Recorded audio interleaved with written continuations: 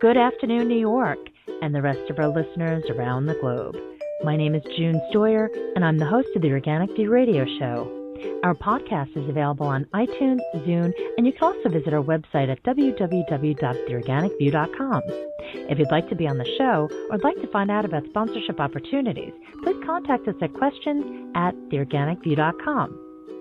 Today's show is sponsored by Eden Foods, the most trusted name in certified organic clean food. When you shop online at edenfoods.com, enter the coupon code ORGVIEW to receive 20% off any regularly priced items, excluding cases.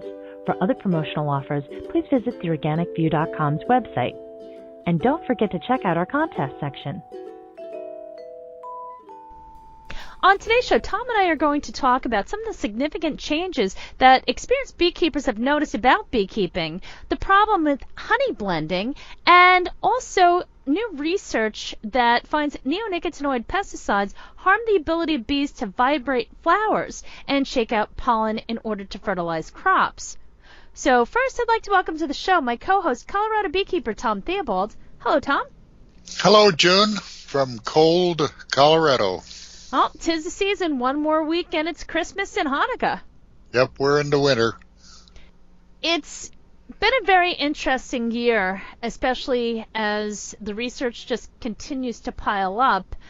And also the comments that we receive from numerous beekeepers all over the world that talk about what they're experiencing. I would like to share a comment that was received by one of our listeners who had a question concerning absconding hives. And he writes, June, how many fall absconding hives have you heard of this year? And he says, I've heard of several, one of them being mine. No mites really, no beetles, nothing that aggravated the hive. Plenty of stores too, as I don't rob my bees, I just keep them around. It's strange. Last few springs I've heard about lazy bees, but this year they're flying the coop to a certain depth. So, Tom, can you explain what this beekeeper is experiencing from your own perspective? It's a little hard to determine exactly what he's talking about because absconding may describe a number of things. Typically, absconding is a situation where a colony of bees would leave en masse, and that's very unusual, or at least it used to be very unusual. But as we began to see the problems with the neonicotinoids and their disruption of the nervous system of the bees, we started seeing swarms at odd times of the year. And let me back up just a little bit and define what swarming is. Swarming would typically take place in the early part of the season, April, May, and the first part of June, and that's a response to the growth of the colony, and when it becomes crowded, it will begin to raise new queens, and just before those new queens emerge, the old queen will leave with roughly half the population, and they're off to establish themselves in some new location. It's the way the bees divide and multiply. Absconding, on the other hand, is when the colony, the hive, is just vacated. That's very unusual, or at least used to be. We're seeing a lot of declining colonies in the fall here in Colorado and in the rest of the country, and there are a number of possible things that can contribute to that. One is the mites. The mite population, if it's been uncontrolled, can begin to peak in early September and have a devastating effect on a colony. What we're seeing, however, though, are colonies that are declining, collapsing very rapidly in the fall, where the beekeepers have checked for mites and have found few, if any, mites. So it apparently is not the mites that are causing this fall collapse. Now, this collapse can take a number of forms, and usually what happens is the field bees decline rapidly. They fly out and don't return. The brood dies because we believe that it's the delayed effect of the neonicotinoids that come by way of corn pollen that was stored in the summer and not utilized until fall. The absconding is something completely different, and a dwindling colony that goes from a good population to zero may be described as by some beekeepers as absconding, but more likely a collapse as a consequence of the neonicotinoid pesticides. At least that's my view of the situation. And it is going on all over the country, and it's becoming much more common. We've seen a very high level of fall collapse here in Colorado. Tom, I know that you teach a beekeeping course each year locally. What are some of the other things that you're teaching to new beekeepers that you didn't have to address not even 5 years ago that is something that's been incorporated into that program? Some of the more significant changes that have been taking place within the beekeeping community? Well, we try to prepare the new beekeepers for disappointment, which may sound a little strange, but even under the best of management, the good beekeepers are losing a half or more of their colonies, and those colonies are at greater risk in the hands of a beginner. Not that they aren't trying, but they may not have the level of experience to recognize the different problems that develop. We're seeing extremely high losses. In my own operation, where I was able to tend the colonies fairly closely, and I had about 200 colonies at my peak, my winter losses in a normal year would have been about 2 to 5%, and it's 30, 40, 60, 80% now for beekeepers. And so we've had to talk to beekeepers about what they're likely to experience, even if they do everything right. We certainly have spent more time on the neonicotinoids and the influence that they have on colony health. It's always changing. It's always, we try to respond to whatever is the current problem in the beekeeping industry and give the new beekeepers the best preparation we can for becoming beekeepers. Thank you, Tom. Are there any other significant changes that I guess have become part of the routine in order for the beekeeper to sustain the operation? For example, I know that Jeff Anderson from California, Minnesota Honey Farms, who's also on the board of the Pollinator Stewardship Council, has talked about some of the extremes he's had to go through in order to keep his operation afloat. This is something that I know many people have been writing about, they've been asking questions about. So Tom, could you just take a moment and just share some of these practices so that people can understand just how dire this situation is? Well, one of the ways that beekeepers compensate for these losses is to take their stronger colonies and divide them. And that has worked for a time, but at some point you're taking the strongest part of your workforce and dividing them down, and when you do that, you cut into the potential honey crop of that colony, and as a consequence, we've seen beekeepers trying to keep their numbers up because a major portion of the commercial beekeepers' income stream is from pollination in California in February. So they have to have those colonies in order to access those pollination rental fees. What happened, though, is as you divide your colonies to try to recover the numbers, the honey crop drops. And I was looking just recently at the figures from the USDA, and I was looking specifically at Colorado. Colorado is reported to have 27,000 colonies of bees. In 1990, at the beginning of the problems with the encapsulated parathion, PenCap-M, Colorado had 55,000 colonies of bees. In the next 10 years, we lost more than 30,000 of those, primarily to pesticides. The mites had not shown up yet. I looked at the figures, the current figures, production figures, and the USDA reports that the average colony production for Colorado is 37 pounds per colony. Now, before all these problems began, that would have been perhaps 80 pounds per colony. So the production has dropped in half, and even that may be inflated. When I was running my operation, I ran what's called a two-queen operation, where I would establish a second queen in a colony and have a very high-performance colony of bees, and I would expect a two-queen colony to produce a surplus of about 240 pounds. And it was that level of production that made my business viable. It's difficult to get any kind of crop at all anymore. This is a disaster. You know, we've been forecasting this disaster for some time, and I think we're in it. I agree with you, Tom.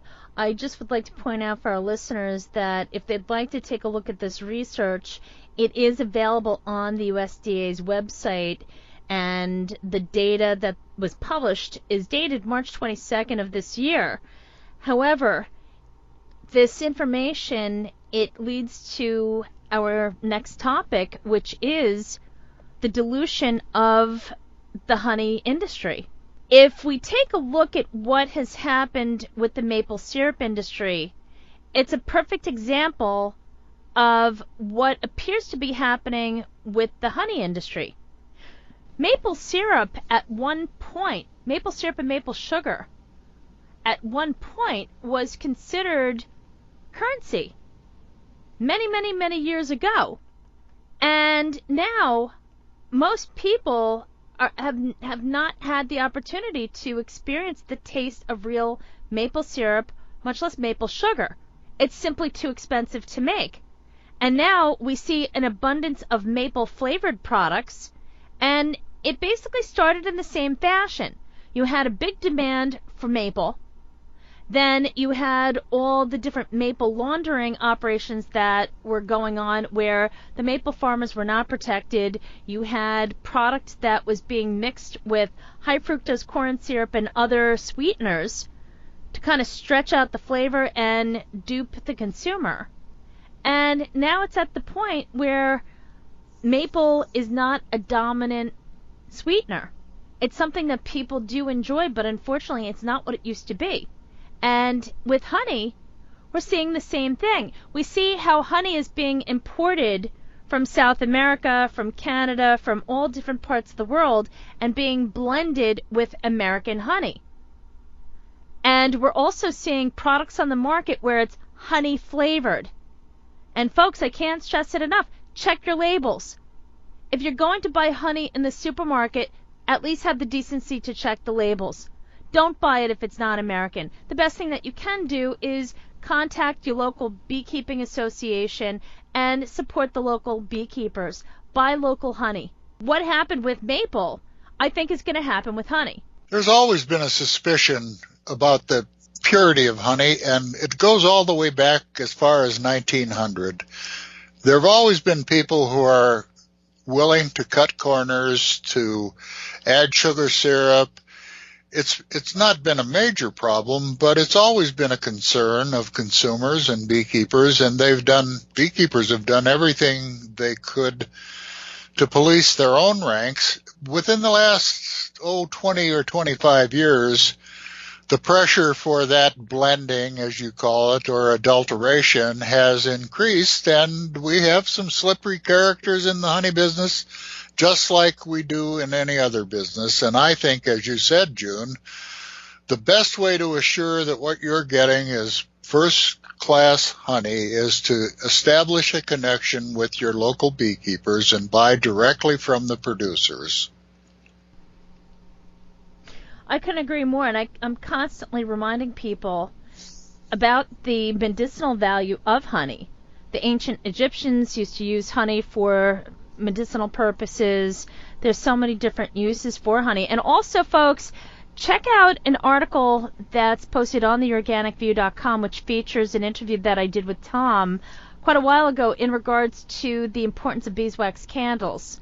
We had a lot of great feedback about that, but once again, it's the significant impact of the honeybee on our lives. And if we don't do something to protect honey, I'm afraid that what happened with the maple industry is going to be what happens with the honey industry. And it would be really a shame because it is such a huge part of agriculture. Yes, I think for the average consumers, the important thing is to buy their honey locally, seek out the local beekeepers and establish a connection with them. That's the best answer to this question of whether or not it's blended or from some other country. There's great concern about Chinese honey, which is being transshipped through other countries to avoid tariffs, and there have been problems with contamination of Chinese honey.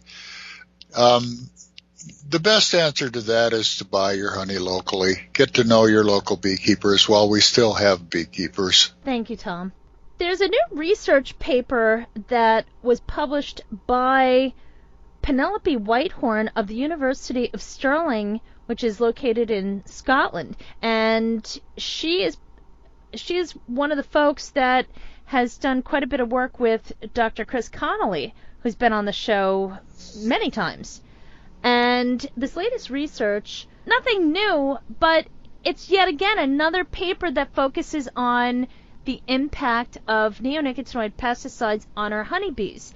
And this research finds that neonicotinoid pesticides harm the ability of bees to vibrate flowers and shake out the pollen, which is essential for fertilization. This is primarily the bumblebees. The bumblebees are the main pollinator of tomatoes, and tomatoes require what they're describing, buzz pollination. And the bumblebee, as it's been told to me, the bumblebee will grab the anther of the blossom in its jaws and then will vibrate its flight muscles, and that causes the tomato flower to release its pollen, like pepper from a pepper shaker. And this is how the bumblebees collect that pollen. I've been told that in tomato growing operations in greenhouses where they don't have bumblebees for pollination, that frequently youngsters are hired and sent around the greenhouse with tuning forks to accomplish what the bumblebees would be accomplishing, which is to buzz pollinate. It's not surprising that this is one of the effects of the neonicotinoids. They've had a wide-ranging neurological effect on the honeybees, the bumblebees, the solitary bees, and they've manifested their damage in a whole host of ways. And the fact that it impairs the bumblebees' ability to buzz pollinate certainly comes as no surprise to those of us who've been paying attention. Well, this is no different than what's happening in many parts of China, which has been documented and featured in the film More Than Honey, which was produced by Marcus Imhoff. It really presents a very realistic view of the future if we don't ban neonicotinoid pesticides. And furthermore, if you take a look at Madagascar vanilla, how they have to hand pollinate the plant because the insect that naturally pollinated the vanilla is now extinct. That's basically what's in our future.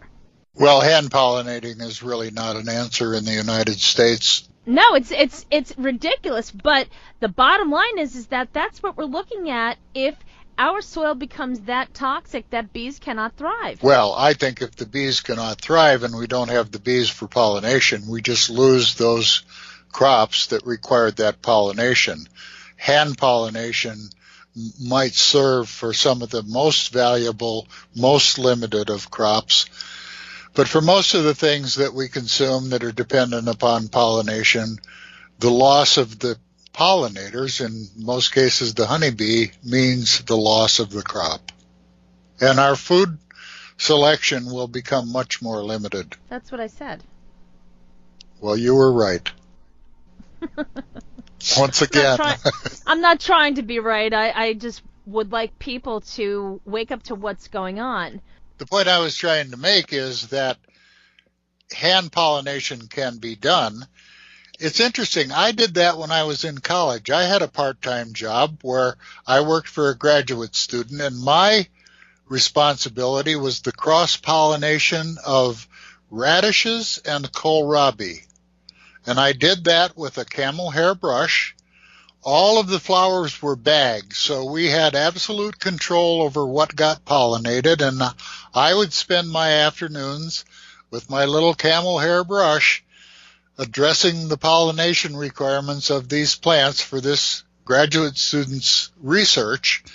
And between every pollination, I would have to dip my little camel hair brush in alcohol and then dry it off. And, I know from personal experience that it's very, very time consuming, and there's no way that we're going to be able to do that to any great extent for the things that we eat that depend upon pollination. It's ridiculous that we even have to even think about this. We're going to have to think about it much more. Industry is making billions of dollars off of these chemicals. We still have an opportunity to do something, and unfortunately it seems as though, like with anything else, until enough people have suffered, then people will take action.